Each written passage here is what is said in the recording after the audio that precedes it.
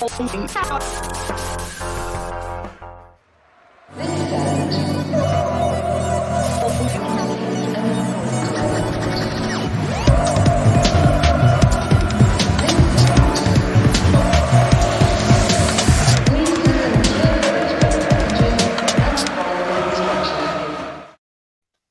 everybody. Welcome to the Blue Monday podcast covering Ipswich since 2015. My name is Benjamin Bloom, and you are watching or listening to the Flagship show available each and every Monday. So for a sometimes entertaining, always informative hour or more football conversation, make your Monday Blue Monday.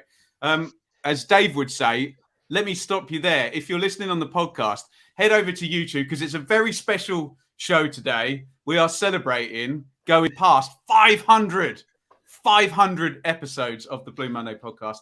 I think we're at 502 today, given our prodigious output during the week. And we look like the Brady Bunch, someone said in the chat, because there's 7 of us here. Let's say hello to Mikey Penty-Smith. Hello. Hello, everyone. Thanks for having me, Ben. You're very, very welcome. Got the call up for the 7-a-side. Yeah. Yeah. All the good people didn't turn up, yeah? Yeah, none of the good ones turned up. Yeah. You know. Richard, you're here as well. I'm here as well. I'm enjoying this. I'm just waiting for it to all go technically wrong, but so far so good. It's you're not being as very if professional. It has already attempt. all gone technically wrong, hasn't it? And this is we're 6 minutes into a recording, but you're only going to hear the last minute of that. I'll stick the bloopers up on our YouTube channel later on. Yeah. Please don't. Craig Fimbo. Hello. The return of the Lost Palmas 7. Oh, now you're talking. Oh well, that's David Diamond. David. Hello. And you've got some good news about your genetic offspring, haven't you? Yeah, exactly. Yeah, I'm expecting. We're going to welcome a little granddaughter into the family in April. First one. And as much as your wife wouldn't have minded what gender the baby was going to be, she's not unhappy that it's female. Quite delighted about it, I think it's fair to say, yeah. Joe Fairs, out of shot, has toilet roll. And he's not going to speak, apparently. Man flu, isn't it? I was going to say, Joe, it's for a cold, isn't it? Yeah, I'm hoping to be clear of it by tomorrow. I've got a big meeting in Brightlingsea tomorrow, so I'll be down on Craig's. Oh, sorry to hear that. Right, we're going to do an important technical test that's going to be so slick you're not going to notice. Seb, unmute yourself. Seb. How you doing? You okay? I'm all right. We got a little bit of echo, didn't we? Yeah, I'll ride the mute button. Don't worry. You ride that. Actually, leave yourself unmuted. I think it's sounding all right now. So yeah, we could just go around and have a nice chat. You're still thinking about the bad news, aren't you? We're going to get out Ben's swingometer for the first time in the show tonight. Now, you've only got 3 seconds to answer, and I'm going to come round in the order. We did this on show 400. So, from the moment the final whistle went on podcast show number 1 in August 2015, August the 9th, how many league positions have Ipswich Town dropped? Mikey Penty-Smith, what's your answer? 3, 2, 25. 1, 25. Richard Woodward, what's your answer? 30. Craig Fimbo. Yeah, 31. Joe Fairs. Then my 2 answers gone, so I'll say 29. Seb. 27. David Diamond. 28. Okay, there we go. Mikey Penty-Smith, what was your thinking? Or do you just know the answer? You put me under pressure. I'm just a really smart bloke, basically. We have dropped 25 places. So after drawing with Brentford 2-2 on the opening Blue Monday podcast of all time, Ipswich were 9th in the Championship. That's 29th in the pyramid. They're currently 10th in League One, which is 54th in the pyramid. So that is a drop of 25 places. We will be revisiting Ben's swingometer later. I'm like Peter Snow, aren't I? But we've delayed it long enough. Like David and Seb, we are off to Sunderland. David, you were there. Tell us about this away pub and this singer-songwriter. Mainly words, man. Different gravy. So the Wheat Sheep, which I think Craig had been to before. So It's a designated away pub. Literally, 300 or 400 yards away from the stadium. And it's a guy called Wee Philly, obviously a Sunderland fan who sort of comes on with a very silly top hat. Obviously, he was getting no end of dogs. He was getting dogs abuse from the Ipswich fans for that.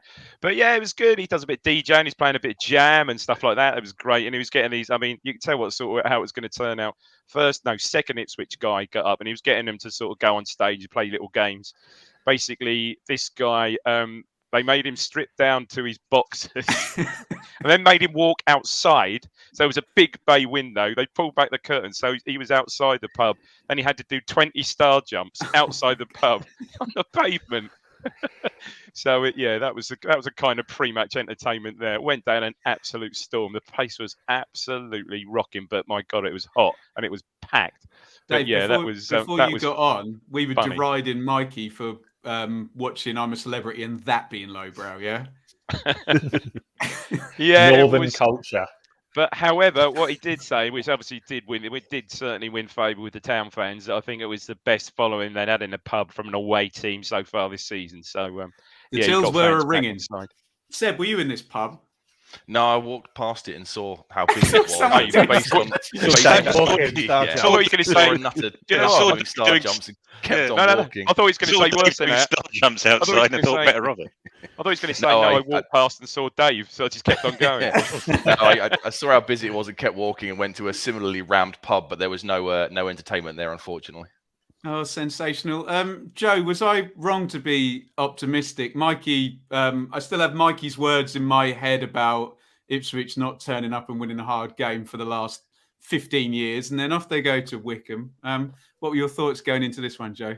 I was quietly confident for the game. I think Sunderland looked a team that were there for the taking, and sort of I only listened to the game on Suffolk yesterday, and Alex Maffey repeatedly said, this game is there to be won. We just need to go and win it. Like they look shell-shocked, but it was a case of needing to score when we were on top. Craig, here is your Ipswich lineup. It was Welton in goal, Danassian, Enciala, Edmondson, Clements gets another start, Evans, Morsey, Luco, Selena, Edwards, and Bon. Thoughts on that, Craig? Just a bit of a shame that Burns was injured, injured really, because they had a makeshift left back. Luco 9 was playing left back, and I don't think the Sunderland fans particularly rate him as a midfielder, and they don't particularly rate him as a right back. And he was not even playing either of those two positions. He was a out of position left back. But unfortunately, we didn't really have a flying winger to take him on. But I think pretty much the only other two positions would have been the other two behind Bond. Really, it was the number 10, which could have been Selena or Chaplin, and Edwards might have been Fraser. Really, so no real complaints before the match. Just these guys can't argue they're not being given a fair crack of the whip, can they? You agree with that, Rich? Yeah, I agree with Craig. I mean, we're debating on the pre-match show about Selena and Chaplin. It does feel exceedingly harsh, and Chaplin himself has said he thought it was a bit harsh as well. Maybe not those words because you're not going to bury your manager in the press, but and I guess worth mentioning that Bailey Clements got another run out at left back, and certainly a much more daunting prospect for him than Oldham away and Portman Road, which is a friendly crowd that's going to support one of their own. So good to see that continuity for him, because if he's going to make that left back spot his own, he needs to play games there. But yeah, I think Chaplin's been quite hard done by, and yeah, we did speak about Bon needing maybe a bit of time out of the limelight as well to regroup as well. But who's going to come in and start at Sunderland away? No one really. So no real arguments for that. Sunderland 11 here. Ron Thorben Hoffman. That one caught me out. I should have done my research, shouldn't I? O'Neill, Doyle, Wright, Winchester, Evans, Neal, Broadhead, Embleton, Gooch, and Stewart. Mikey, Sunderland started the season very, very well, didn't they? We all kind of like, oh, finally, okay, this is the season. Sunderland get things together and score 90 points and get promoted, etc. But a bit of a drop off recently. What were your thoughts having seen both 11s? Well, having seen, looking at the teams on paper, I think we've got the stronger team, but I think we'd lost a little bit of confidence in the last few games. So I did wonder whether we were going to score in this game, and I quite fancied Rich's 0-0 prediction because I thought that we'd be pretty solid, and it sounded like for most of the game we were, but we didn't really. Well, we never seemed to carve open loads of chances, and I just saw us going up to Sunderland. And I know this is maybe a bit of a football cliche, and this is what fans of all teams say, but I'm always more worried when we play a team that's a decent team that's out of form. I always feel like they're about to turn it on against us. I think all fans say that, but I guess we've got Rotherham on Tuesday night, and I'm not sure I'll be any more confident going into that one because they're absolutely flying, aren't they? Right, let's lean on Seb and Dave now, although I don't know how much of the goal down the other end you can see from up in the gods there at Sunderland. But from what I understand from you guys, first half was a bit of a missed opportunity, Seb. Very much so. We dominated the ball definitely for the first sort of 30 minutes or so, and we didn't take our chances. Selina had a couple, didn't he? 2 bites at the cherry in one effort, and then Bon overhead kick back to the keeper's arms, and we should have been 2 or 3 up at half time. You know, we're knocking the ball around quite nicely. Aluko was causing problems down our right hand side. He didn't have the pace to sort of knock it past like Burns would, but he was making space for himself and being intelligent and coming back in field. And Danassian was getting forward nicely, and it was all working quite nicely. We just lacked that attacking edge up front, and Selina had one of those games, where he kind of struggles from the off, and you can kind of tell how it's going to be. I don't know if you agree with that, Dave, but how he sort of, when he doesn't start great, his touch isn't brilliant, and you start to think, well, is it one of those days for him? He's a funny player, Selina, for me. He's just careless. Sometimes I think he's just careless with the ball because he's so technically good. And there were times in the first half he was just sloppy with the ball, and probably his best chance might have been the one he scuffed through to the keeper, even perhaps more so, well, perhaps equally on a par with the other two. Not that one, the one before, when he scuffs it. That one, yeah. Yeah, he's got so much, and he should just dominate games in that division, shouldn't he? But yeah, he was just slightly off yesterday. His touch wasn't bad, perhaps making bad decisions. Okay, the chances fell to him, and he didn't take them yesterday. Perhaps those chances fall to Bon, and he'll scuff one in the corner. The ones he hit straight at the keeper, he just hit them too cleanly, didn't he? He could have sliced one from the position he was in, and it probably ended up in the far corner. Because if we'd have scored first yesterday, they would have gone. They were not a good side. In fact, one of the worst sides I've seen this season. First half evidence, they were awful. And Seb would say they just played like the away team.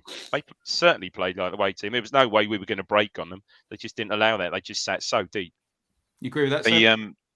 Absolutely, yeah. They weren't looking forward at all. I think they got in once, and they put 09. I think put a cross in, and Ross Stewart kind of takes a swing at it, and it goes out for a throw in. And they offered absolutely nothing. I thought the atmosphere was really strange as well. Our end was absolutely bouncing, but in the Sunderland end, it was absolutely dead. No, there was nothing at all. It wasn't until probably the 75th, 77th minute they started to get behind the team a little bit. There were a few nasty challenges. They were flying in and taking people out left, right, and centre. I think there were 2 or 3 yellows in the first half for them, but from an attacking point of view, they offered absolutely nothing. Yeah, bad one on Edwards. Really bad one on Edwards. Yeah, very. Are you going to come in there, Craig? Yeah, I was saying. Well, I managed to fly over to the Netherlands yesterday and watch the match over there on iFollow. So but what was, as Dave was saying about those, it took me about 10 seconds to get that joke. Chances falling to Bon instead of Selina. If they'd have fallen to Chaplin, it'd have stuck. Well, good point. Good point. Yeah. He's more of a goal scorer than Selina is. But as Seb was saying about the crowd, you could tell on the iFollow that 10 minutes in, the crowd were getting edgy and starting to moan and groan at Sunderland already 10 minutes in. So you imagine what they'd have done if we'd actually managed to score a bloody goal. Joe, anything more on the first half? Well, I sort of mentioned on sort of the commentary, Alex Maffey was just sort of saying, look, these are here for the taking. We've just got to get a goal because they are just not playing well. They're edgy. The crowd is edgy. It's just you've just got to score now, and if you score now, the game's going to be over. But I say Selina gets on the end of a couple of chances, and like I say, just doesn't find the goal. Hits a target with all of them, which sometimes is all you can ask sometimes. But it's just frustrating that they don't go in. But then we're not a side that creates a huge amount of chances. We seem to test the keeper nowhere near enough when we're on top of games. Like when you look at the previous few games, sort of Oxford, yesterday, these keepers are making 2 or 3 saves, and it's sort of enough for us not to score. And you wonder, are we now hitting a run of sort of our goal scoring form has gone a little bit out the window, haven't you? With sort of Oxford not scoring, Colchester not scoring, Oldham getting one in one game, two in the other, not scoring again yesterday. Why do you think the goals are dried up, Rich? I don't know. I mean, there is something in the personnel there. I like the attacking-ometer and that's on SofaScore, and the bars are really narrow for both teams. They really don't suggest that either team was having too much dominance. There was some sustained stuff. You can see it there. I think this has been a perennial issue throughout the season, and it's to Joe's point, is that the chances we create are generally the ones we score, and there's very little else, you know. And if we don't score them, like we didn't against Oxford and like we didn't on Saturday, it makes a difference. It's different. We're not rubbish. I mean, Twitter's gone all crazy as it usually does, and I can kind of understand the frustration, but it's not as if on Saturday it sounded like we were second best for large periods and not in the game and not trying to do something. It just feels to me that we're relying really heavily on Bonn, and when Selena isn't at it, there's no chance creation there. Edwards, I don't know whether Seb and Dave, Aluko and Edwards were creating much out on the wide positions, because if that doesn't happen, there's no options at all. I think Seb got it right, and Craig mentioned him. You know, Burns, that game was sort of pretty much crying out for a bit of directness from Burns. So Luco was really good in his touch, really good first half, and he was twisting and dropping his shoulder. He wasn't actually sort of getting away from defenders that well, but he was creating space. And yeah, a fit Burns, I think, would have made a big difference in there yesterday. Just coming on what you said, you're absolutely right. Actually, right to the point. Look, goals per game 1.9. Big chances per game, 1.8. And obviously, in terms of creating chances, you want the chance creation number to obviously be a fair amount, giving you headroom above the goals per game. So, yeah, good point. Mikey, do you want to comment on? Sorry, just quickly as well. I think whilst also we've conceded a lot more goals than we should have done on the XGs, when you look at those there, like we're sort of very much on the wrong side of that. On the goal scoring side, we're very much on the right side of it. So I think it was always inevitable that we were going to start conceding less goals, but we were going to start scoring less goals as well. Well, you've got that nasal thing. Can you just sing me a Cher song? Do you believe? Oh, he's picked the one with auto-tune all over it, hey, hasn't he? Dearie me. Wow. Mikey, anything to add before all seven of us debate the same refereeing decision? I was just about to talk about the XG and how we've kind of been outscoring our XG this season, haven't we? We're a little bit like Leicester a couple of seasons ago with Jamie Vardy, and you're just wondering how long. Well, but Macaulay Bonne is kind of he's like a League One Jamie Vardy for us, isn't he? He's been scoring every time he gets a chance, and you just wondered how long can we maintain this? And I think a few people thought, oh, maybe Bond's going to get an injury, but instead it looks like he's starting to look less effective. Maybe teams are they know a little bit more about him now and how to defend him. And he was starved of service yesterday again. Seb, I don't know what you thought, but yeah, he was feeding again off scraps. He was actually feeding off scraps. All right, he had that rebound, off the Selena chance, but other than that, but he had a volley block. He might have had a volley block first half, but yeah. But he tends to feed off scraps when Chaplin's not playing more further at the pitch, not alongside him, but when Selena plays, he drops, he drifts, blah, blah, blah. When Chaplin plays, at least Bond knows he's going to have someone. Almost plays as a striker, doesn't he? I'm just thinking, if you were to, if we had Ben's swingometer and the question was the most common type of goal that we score, it's not from crosses, is it? We're not getting crosses in the box and headers. Set pieces we score a few of. We're not up through balls or over the top for Bonn. So is it just passing in around the 18-yard box and creating a space when someone has a shot inside the 18-yard box? Is that how we transitions and down the sides, isn't it? It is transition. We've had a fair few with Burns, haven't we? Burns lane, Nassi and Burns coming from the right wing area. Yeah. Into the second half, Dave, we'll come back to you. Our good old friend Aidan McGeady comes in on 63. Paul Cook pulls out Selene and puts Fraser in. Chaplin in for Edwards. Pigot's on at 0-0. How did the second half shake out for you, Dave? Yeah, the game was petering out. To for what would have been for us a disappointing 0-0. Honestly, the McGeady coming on. Clements wasn't great. He wasn't terrible, was he, Seb? But it was a couple of times, the ball went under his foot. He just made. Well, I remember first half, he just made a bad decision when to attack the ball and miss. Oh. Sorry, that's just my light going. That's just my light. Happy 500, everyone! Got caught out, didn't he, a couple of times, Yeah, he did.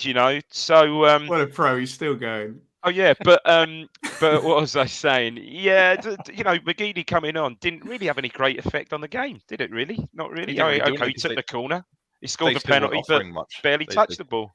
They Yeah, still he didn't really offer much at all, did they? I think the 9 header is the first effort they've had on target, and they were happy to sit back and take the draw. Like I said, our away we'd have fans been dropped off a little disappointed bit. enough with a 0-0, really. So as it panned out, it was a kick in the proverbials, really.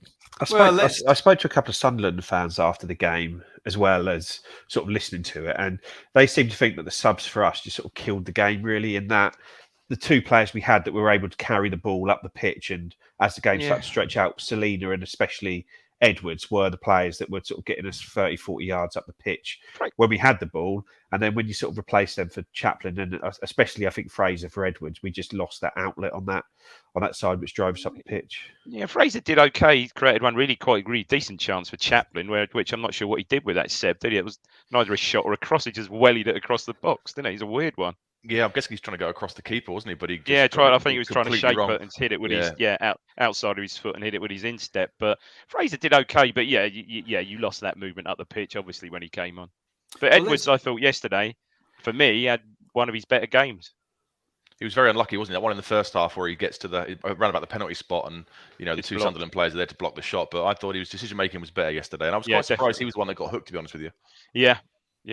Let's go a couple of times, though, hadn't he?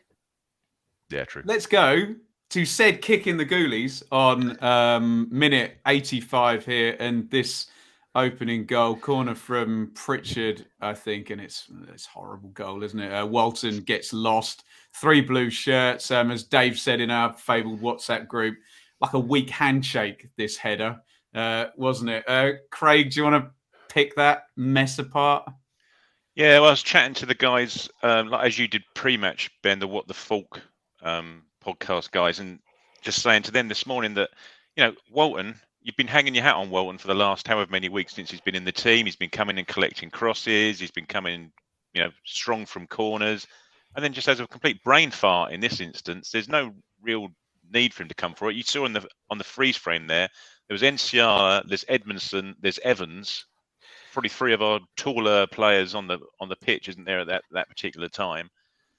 09 doesn't even jump. He just drops on his head. He's near the corner of the 6-yard box. It's a weak as piss header that just bounces into the floor and almost bounces over the bar. But just a horrible, soft, weak goal to concede.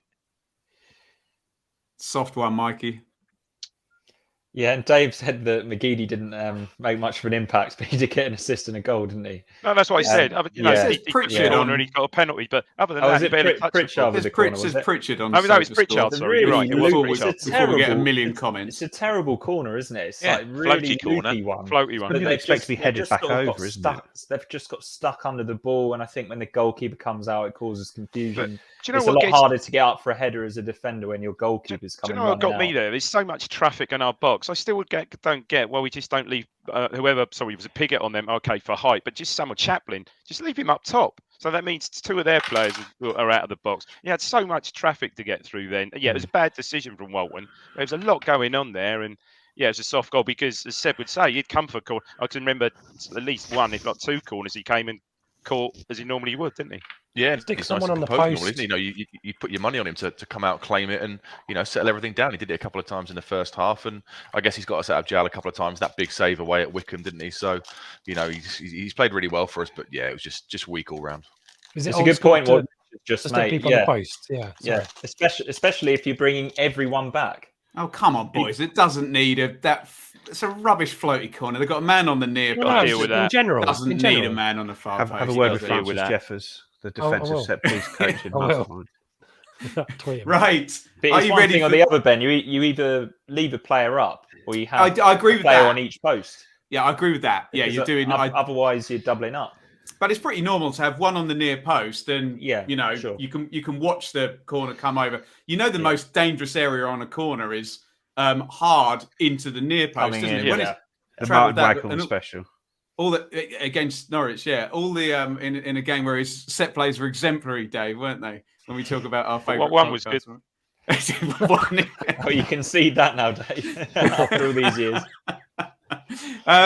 Right. Speaking about conceding, let's go around the room. So let me explain my understanding of the handball law. So we had a clarification in March from IFAB that said, as the interpretation of handball incidents has not always been consistent due to incorrect applications of the law, i.e., everything was a penalty up until about March last season. The members confirmed that not every touch of a player's hand-arm with the ball is an offence. In terms of the criterion of the hand-arm making a player's body unnaturally bigger, it was confirmed that referees should continue to use their judgment in determining the validity of the hand-arm's position in relation to the player in that specific instance. So this is another beautiful example of IFAB writing the most fluffiest language around their laws. So basically, the referee is never, ever wrong, and you can't argue that the referee is wrong. So what we do know is that not every occasion of the ball hitting the arm in the penalty box is a penalty, which I think we all agree is good. I remember a ridiculous one against Newcastle on Sky last season. And the referee is to use his judgment in terms of the specific situation as to what the player is doing in terms of whether his arm is in an unnatural position, i.e., it's not uniform. It's not, oh, here's this silhouette.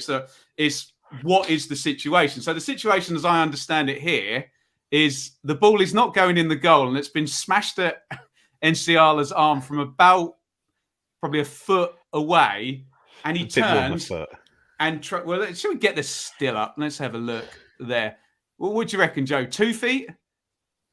About a metre. Give me a yard. So 3 feet. Okay, 3 feet away, and Enciala tries to turn his body and clearly is trying not to get his arm in the way. So I think you can guess where I'm falling on this, that this interpretation of the arm being in an unnatural position, for my money, is not a very good one. But I do agree with Paul Cook that by this point, it didn't particularly matter, and the game was lost. Who are we going to go to first on the laws? Joe, go on. I personally think it probably is a penalty, even though it's harsh, because when he turns, his arm is sort of like there. It ends up quite far away from his body and does directly block the shot effectively. But I'd be, like I say, it was 1-0. We won't get back into the game. It was game over at this point. So it's easier to maybe be a little bit more clear-minded on it. But it just felt to me that when you see it in real time, you just think, what on earth is he giving? Because it just looks like it hits him almost in the face and just goes up in the air, and then you don't really consider anything more of it. But when you slow it down, depending on the angle the ref's got, I didn't see him on the freeze frame. He does seem to, his arm does look quite far away from his body, and it. My problem is we shouldn't be judging these on freeze frames. The situation lasts for more than a frozen, a frozen picture. I think, for my money, and I know I've said a lot already, I think the only way that's a penalty is if the ball's going in the goal, and I think it's going to hit Dave or Seb in the top tier. It's hard for the ref to tell whether that was going into the goal or not from where it was. But I think you normally look at the reaction of the players, don't you? And no one really appeals, but you don't know whether that's because of the game state or whether they don't. Stewart's reaction is interesting. Who hits it? He doesn't appeal, and then when the rest gives it, he's giving it all, but he doesn't appeal for it. Let's just get some more opinions on this: arm in unnatural position or not, Richard. You're not like this because I'm going to agree with Joe, and I can't really sum it up much more apart from the only thing that I would say. I agree with Joe about the position of Enciala's arm or hand, is that most defenders in that position these days are now tuned in their brains to have their arms behind their back, don't they? They understand to avoid that exact situation that even it just catches a flailing arm or hand, they usually tuck their arms behind their back. And Enciala, maybe I know it's quite quick action, but I think most defenders in that situation know to do that now instinctively. So I agree with Joe that it's probably in the way that's been interpreted is fair by the referee. Is it harsh? Yes, it is.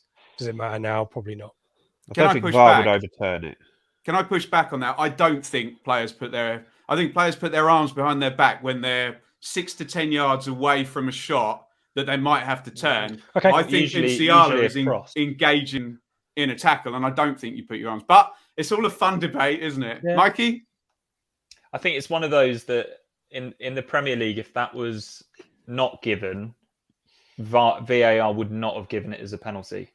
Because it's not clear and obvious. Because it's I not clear and reckon obvious. VAR That's not really what the debate is here. But let me finish, Joe. If the ref had have given it, I think VAR probably would have gone along with it, because you could argue that it is a slightly unnatural position. But like you say, Ben, because the ball is flying up into the second tier, and also it's a little bit harsh on people with long arms and big hands as well. And I'm going to stick up for Nsiala there on that one. Greg? Yeah, it's just umpires calling it, Dave. It's the cricket. They'll just back the referee, regardless of talking about VAR, whether it would overturn it or not. So hopefully these things even themselves out, and we get one in 4 weeks' time when it's 0-0 after 80 minutes against Sunderland at home, and they can be as magnanimous as we are when we get given it. And the two men in the stadium, Seb? At the time, I was astonished when it happened in real time. I don't know what you thought, Dave. I couldn't work out what he'd given it for at first. But then when you look at the freeze frames, I guess the arms are unnatural. And because it doesn't really matter, I don't think anyone's that fussed about it. Had that been the winning goal, obviously, Christ, we'd be going about it for days and weeks on end. But at that point, like Joe said, it is game over. And looking back on it, the hand is unnatural. But at the time, I was astounded. Dave, last word on that. Not a penalty in a million years. The law's an arse. The law's an absolute arse, honestly. Yeah, I guess that's the other argument, isn't it? I wouldn't even got the that. law is wrong. That was comfortably missing all three stumps, Craig. Comfortably missing all three stumps, mate. Mikey, on your point on the law, is there not a space for an indirect free kick in the box for that? If it is not a deliberate handball, but it has hit his arm in an unnatural position, and the ball's not going in the goal, with that, aren't you?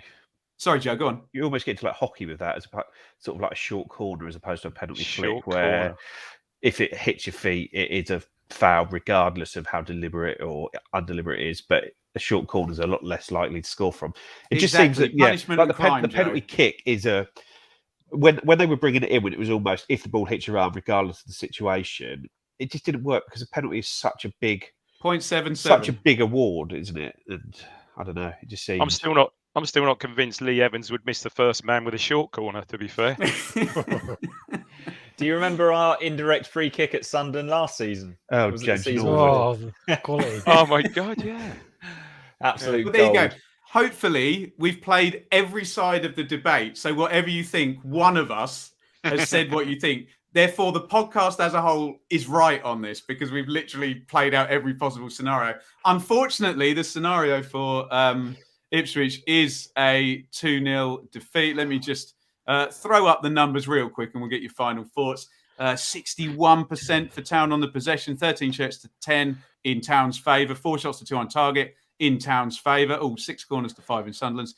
But I don't like that one there. 3 big chances to 1 in Sunderland's favour. Yes, I understand the penalty classes as a big chance that maybe was created in a slightly spurious way. Let's just quickly go back to David and Seb. Seb, final thoughts? It was a carbon copy of the game 2 years ago. Dominated the first half, and if you don't take your chances, then you're always liable to mess things up in the second half, aren't you? They were absolutely there for the taking. Should have been a couple of goals up at half time, and had we been, I think we'd have seen it out quite easily, to be honest. David? Yeah, pretty much the same. Very disappointing. Yeah, we score, they fold, and we probably win that 2 or 3-0. One observation I would make: George Edmondson is going to be an absolute beast of a player for us. Absolute, what he is already. And if there's a better defender in League One, well, he must be one hell of a player. He was outstanding again yesterday. Let's go to Ben's swingometer, part 2. So sharpen your brains up right now. We'll go in a different order for Ben's swingometer this time. So we're going to go with Dave first, because I know he loves these questions and makes me explain them 10 times. But we've already established that Ipswich are 25 places lower than the end of podcast weekend number 1. But if we factor in Luton Town, what is the total swing between Ipswich's drop and Luton's increase? So add the two together, as in a minus and a plus. Add them together. It's a big number. And tell us what the swing between Ipswich and Luton since the final whistle on podcast day one is. Dave, they may have even been. They may have even been non-league then. Were they? Would they have been? Maybe I'm going to help. They're in League Two. So League Two,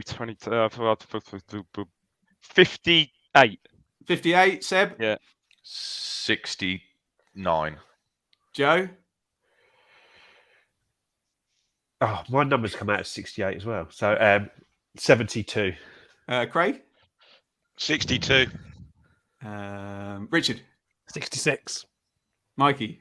69. Who said 72? Me. Joe Fairs is the closest, and this is going to make you cringe a little bit. Wow. So, on August the 9th... I'll tell you what also happens, though, with Luton, is we play them one season, and we send the reserves out and knock them out in the League Cup. And then a couple of years later, they send the reserves out and beat us.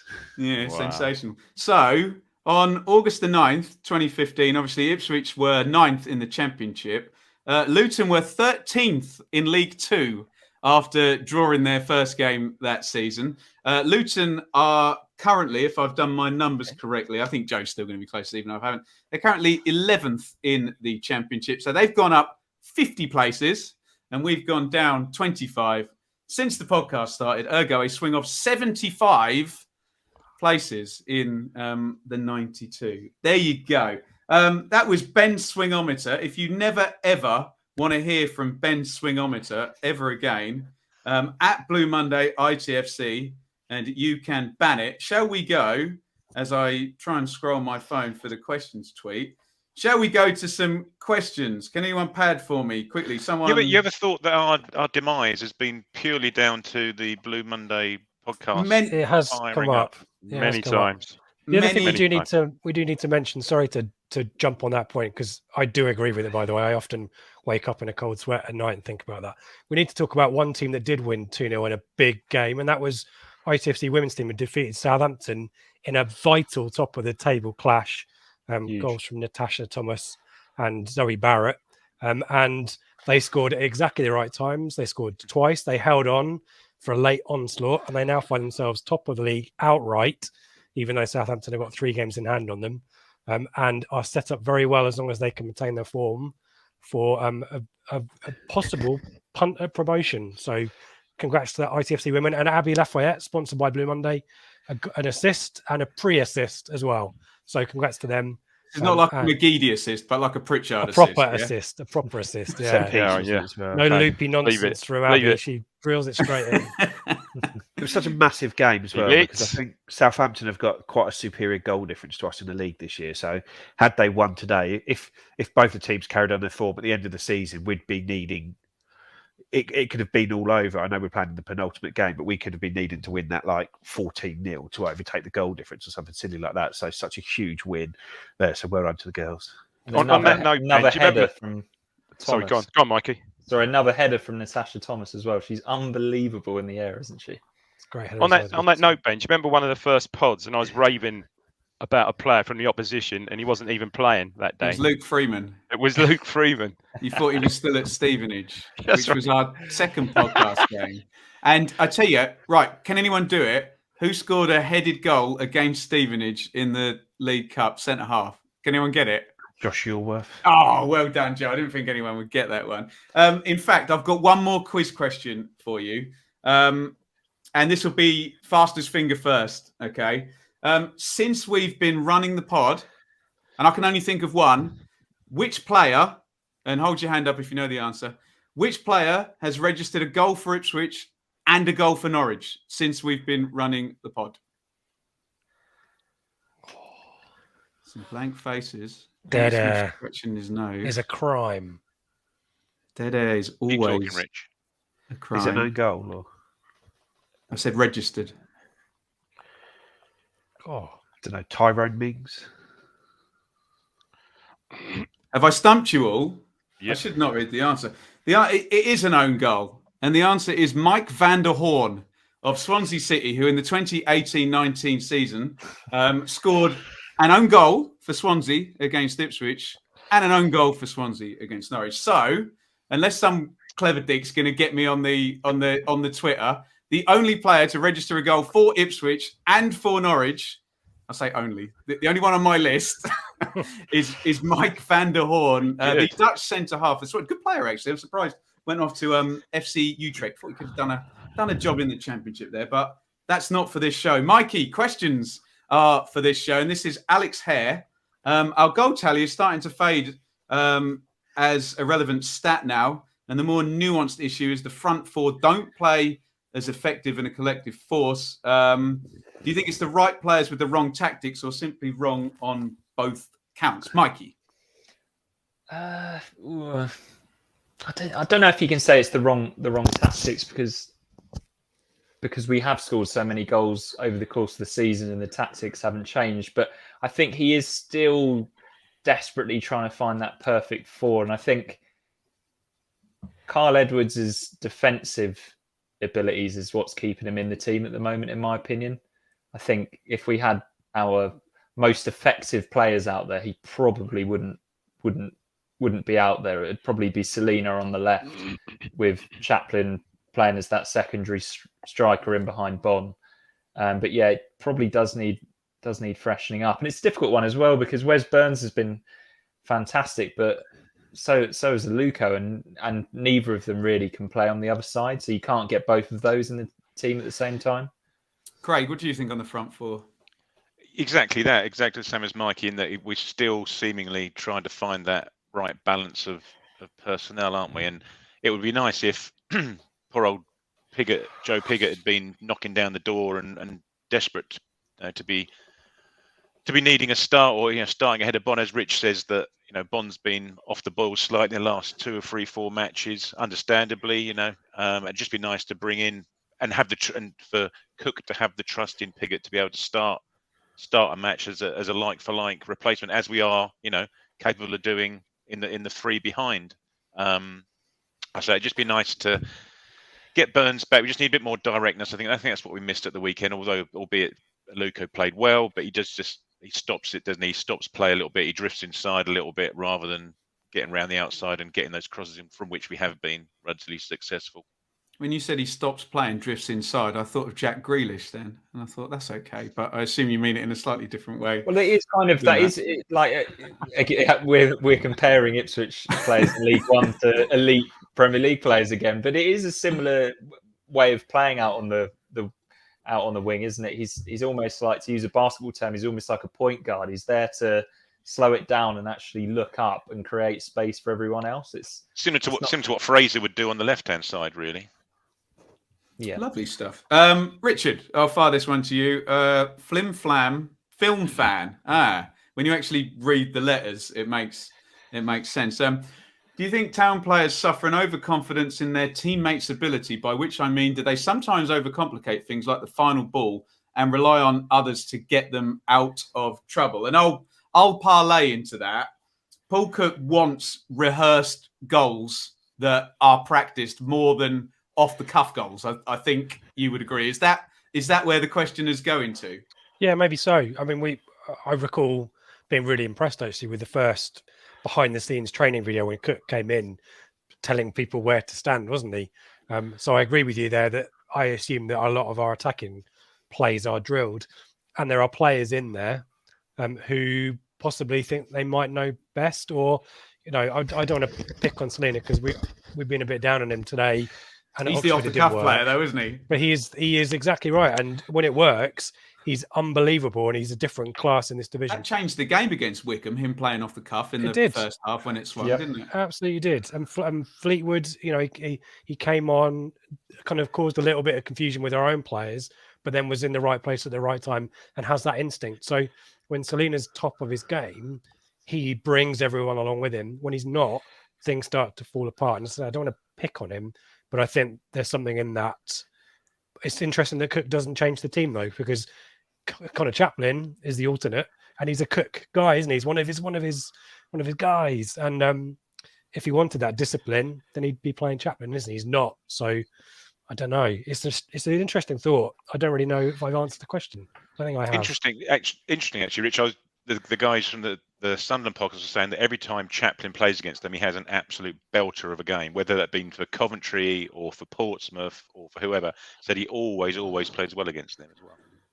Dave, I'd just be interested in getting your take in the off-the-cuff versus rehearsed debate, because I bet you're in the off-the-cuff camp. But I saw Bournemouth score a goal today that was literally out of a training man. You could literally see it drawn and very, very effective. But it does seem to be the way they're headed, doesn't it? Yeah, and you're right. He is that player that can give you that, as I alluded to earlier. He has got that bit of, that extra bit of class about him. We all know that. But it's just the last two games. Well, Oldham I didn't see, but the last two games, the Oxford game last week, just wasn't quite on it. We said on the pod, he just wasn't quite there. And yesterday, again, similar. Just one or two bad decisions. You think, okay, let's put the chances to one side, because, like I said, he probably hits them too sweetly. He scuffed one, he scores. At least he's in those positions, So yeah, he is a sort of bit of what you describe him as a potential talisman and potentially, look, he's probably the best player in the division. Potentially, just hasn't quite showed it yet for me. Not yet. This question takes us quite nicely to the next game, Joe. This is Steve, who looks very much like a Rotherham fan following us. Batten down the hatches and get your tin helmets on, lads. The Millers are on their way, and at League One level, they're pretty good, aren't they, Joe, on Tuesday night? Yeah, it's interesting. I was speaking to someone in the game recently, and they were saying that the difference between the Championship and League One, the biggest difference is just the physicality of the leagues, just the athleticism, and just that step up is just huge now. And if you listen to, I think Rotherham went to Cambridge on Saturday, beat them, and Mark Bonner after the game was just talking about their sort of physicality, their athleticism, their speed. They're basically a Championship team, a low-end Championship team in League One now, I think, aren't they? They were very unlucky last year not to stay up, I thought, and I think it sort of came down to just having a really, really tough run of fixtures where they had to play something like 10 games. They played 8 games. They played 4 games in 8 days at one point. Yeah. And they had the most COVID cancellations of any team in the Championship as well. Yeah, no, I think they are a good side. They've lost a couple, but yeah, they are absolutely purring at the moment, aren't they? When you look at their form recently, and it's a really, really tough game. And I think if we don't come out of this week with 6 points, I think we're going to be in a really tough position in the league. You look at the league table, and we're 7 points off 6th, even though 6th have got 2 games in hand on us. 7 points off 5th, who've got a game in hand on us. 10 points off 4th. Without winning tomorrow or Tuesday, we're in sort of in a real tough position for the playoffs, and we could be at Christmas sort of 12, 13 points off the playoffs if we don't start picking up wins from where we are. And you look at the people sort of isolated this run of fixtures as where we need to start picking wins up, and we sort of won 1, lost 1, drawn 1, and now we've got Rotherham, probably the toughest of the games in it. But then, would it surprise anyone if we beat Rotherham 3-0 on Tuesday? I don't think it would, because I think we're so... I'll take that surprise. But I think we're so... inconsistent is one word, but you just don't know what team is going to turn up. And you see some of the performances we put in, and they're really good. But Rotherham, I'm not looking forward to that, and I worry what that league table is going to look like because our game is on Sunday this week. I worry what that league table is going to look like come sort of Sunday morning. Indeed, I've got 4 little bits for you, Ben, if you want. Just to illustrate how scary Tuesday is. Rotherham won 3-1 yesterday with their leading scorer, Michael Stewart, suspended. Michael Smith, 12 goals. Second best Michael Smith on this podcast. You're exactly right. He was suspended yesterday, so they didn't need him and still beat Cambridge comfortably. Most shots in the league taken, least shots conceded in the league, and 11 undefeated at the moment. So, can you correct for headers on most shots? That might make that stat look better. I might need to come back to you on that one. But yeah, I had a quick nose on who scored and scared myself, really. So yeah, and I think someone said they conceded 5 goals in their last 10 league games, I think, as well. So. I think 4 of them were against Fleetwood, weren't they? Or is that where your stat there? Yeah, it might have been just a thought after that. But so yeah, we may well score 3, but we'd need to have at least 3 shots. Seb? Anything on Rotherham? Just like everyone said already, it's we have to start winning these games because of the awful start we had. That's the problem, and if we get a decent start to the season, the point against Oxford last weekend is okay. I guess you kind of accept an unlucky defeat at Sunderland because you're not playing this massive catch up that we are doing, and at some point we're going to have to start beating these sides to drag them back down. But Rotherham are so schooled at this level. I think on the first pre-match show of the season, I predicted them for the title because they are just so schooled at this level, and like we might beat them 3-0, but if I was a betting man, I'd probably predict another 1 or 2-0 loss personally. And I think for the first time in about 500 episodes there, Joe tried to do the proper continuity that he was actually speaking on a Monday, because we don't really do that. It's quite a badly named podcast, this actually, isn't it? Considering it's like recorded on a Sunday and a Wednesday and a Thursday every week. But there we go. I was taught when I was younger, don't break your arm slapping yourself on the back. So tune out now if you don't want any of that stuff. But we're just going to celebrate 502 episodes. We asked for some memories here. This is from David. And Dave, this is a bit of a bad memory for you. Ben having to dissect the loss to Norwich the same weekend that Dave hurt himself cycling. Yeah, I remember that. That was the Norwich game. I was watching secret, hospital, Dave. awaiting my operation. It was Madison. It was a Madison goal. I was on the point of firing you then. I thought that was a distinct lack of commitment. Not to... My arm was literally hanging off on that Sunday until he repaired it on the Monday. It literally was. And I remember watching it in my hospital bed as Madison drilled that one in from the edge of the box. Oh, stop it. Richard, can you address the think what? Think what? Yeah, well, I do like business BS terms. I like to, run some ideas up the flagpole and see who salutes. And you're listening to some Lee Johnson press conferences. Hey, you just beat us, Craig. Yeah, I need to find that Lee Johnson training video from Marbella or whatever it is. That's brilliant. It's Brent. Yeah, but every now and then we like to fry some stuff in the think walk, and see what quality stuff comes out. Richard, also pertaining to you, would you like to tell us about your tantrum in Frankie's and Benny Frankie and Benny's in Oxford? Yeah. So the key, if you ever book a table, is make sure you all arrive at the same time. And I don't arrive first. Early, like an hour early, and finish before you even arrive. Yeah. I've got over it, but thanks for bringing it back up, Seabass. Therapy actually, it's worked funny really you well. should say that. I didn't bring it up. Andrew brought it up. Was it Andrew? I thought it was Seabass, but I might be wrong. Oh no, sorry, Seabass. There you go. Mikey, just tell us about your podcast journey and how you got involved. Well, I failed to deliver on all of the promises that I made, didn't I, Ben? I sort of pitched myself as the guy that was going to interview podcasters from opposition teams. And we stopped doing did that, it a didn't couple we? of times. That was way too much effort, Mikey. Yeah. I was using a Windows, Yeah. a Windows 95 laptop as well with the worst editing software in the world. So, yeah, it was I think you thought, oh, here's Mikey, he works in sports media. He'll be a really good addition for all of the editing and all of that stuff. But I was absolutely useless because I was. But you're almost the perfect addition then in the context of the team we cover, aren't you? Yeah, exactly. Yeah, good on paper. Yeah. Good history. Yeah, great history. Good on paper. Talks good game. But I think ultimately, actually, Mikey, we should have a debate on your new boots, mate. I'm loving your new boots. You need to tell us what they are, Mikey. They're Puma Kings. Now I'm in my 30s. I've decided to get some Puma Kings, get some real boots. Dress for the player you want to be. They're the football equivalent of Ben's stage Cuban heels. They'll do well to be that. You asked me if I'd retired those Cuban heels. Joe, I don't remember. How did you get involved? I can't remember really. It seems so long ago, but I think we just had a long chat on the phone one day, didn't we? About did I dominate 73% of the conversation? Yeah, I think it was good. It was basically a podcast. It needed to be released, but it's been about. Did he say I need someone to help me with that idiot Dave? Did he say that? No. I do remember that Ben did ask me if I was available the day when you broke your arm, when it was just the two of you. But now it's coming out. But I was about 8 pints All deep right, at this CNN. point. And I thought for sort of my debut on the podcast, I probably shouldn't do it at this stage because I've been in the pub since about 8:30 that morning because it was an early kickoff. And Craig, how many times have you threatened to quit over me deliberately mispronouncing your surname?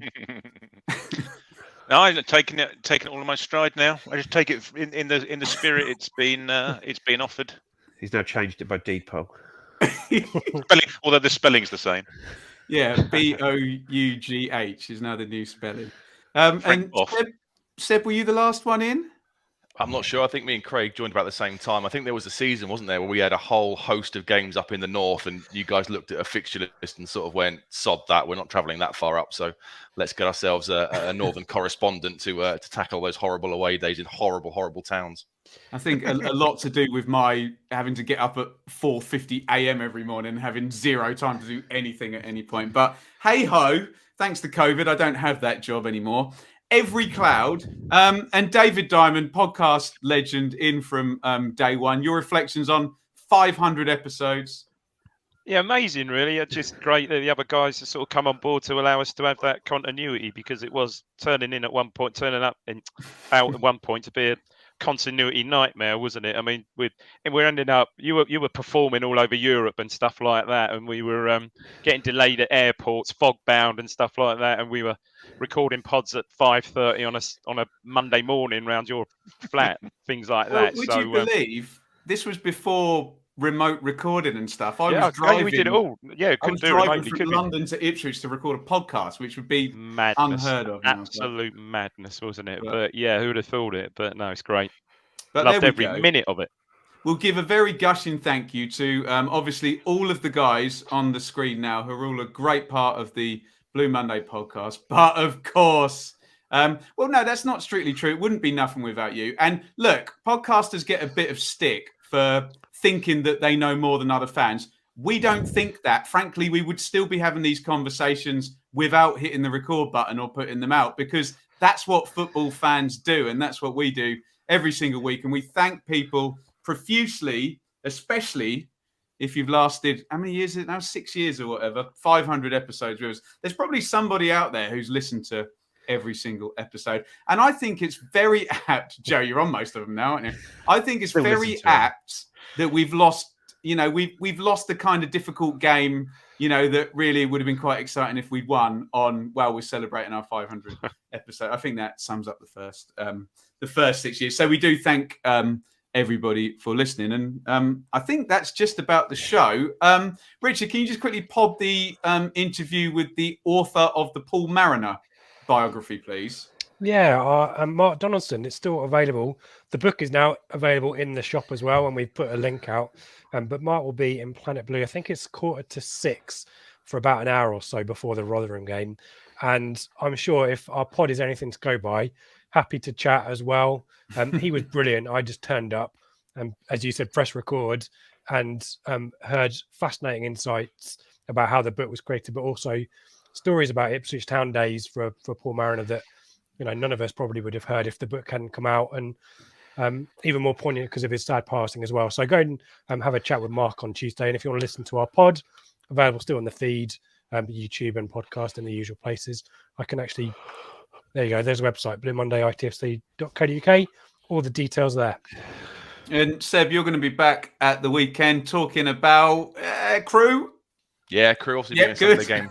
Yeah, Sunday game this time. So we're still debating, aren't we, if we do it live Friday night or live Saturday night. But we'll get the logistics together and Sunday afternoon kickoff. And like Joe says, hopefully by that point we're going to be looking at 4 to 6 points. Brilliant stuff. Right, I need a pithy last word from each of you. Mikey Penty-Smith. Get me out of here. He wants to go watch TV. Richard. I haven't got anything apart from thanks, everyone. It's great. Here's to 500 more. Wow. We better have finished in the top Premier League, of any division by then, I tell you. Craig? Well, that was going to be my question, actually. 500 gone, 500 to go. So let's quick calculation. 3.5 years from where will we be?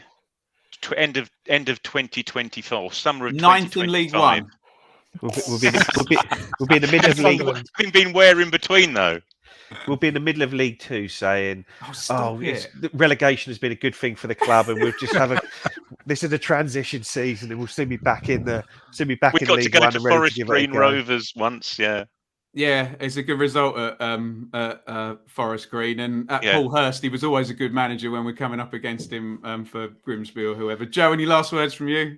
I just can't quite get the joke to work. It's something about a Proclaimer song, isn't it? Where Richard is talking about 500 pods and 500 more, but so my pithy comment is a joke that I can't get to work because my head is in a fuzz. Yeah, you just got to get Letter from America into the punchline somewhere. Yeah. Yeah, right there. Brett That's a joke that only Dave got. There we go. Seb, Craig will have got it. Popmaster head. No, great. Yeah, let's hopefully have a decent end to this season and see where we are in 500 pods time. I'm going to guess bottom of the championship. Right, now, being these guys are belligerent and don't do as I say, I'll try and set this up in the most obvious terms that's going to let Dave say a particular word and then Mikey say a particular phrase. I've just got a couple of things to say. I've got a couple People of only things want to to hear you say crap, by the way, Dave. Well, I know what you want to hear me say. There was two things from yesterday. One, and Seb will be blissfully unaware, I had a partridge moment with Seb. Didn't see Seb yesterday until he was walking out of the stadium beneath me, walking out of the event. And I was, Seb! And my mate said, who are you shouting at? Seb! And I said, yeah, he can't hear me. Seb can't hear me. And I heard the best comment in Durham last night. We were out and we bumped into a few Sunderland fans, 2 or 3 Sunderland fans. And one was slightly worse, where he said, hey, Ipswich, he said, you're a canny side, he said, but you were all fart and no shite.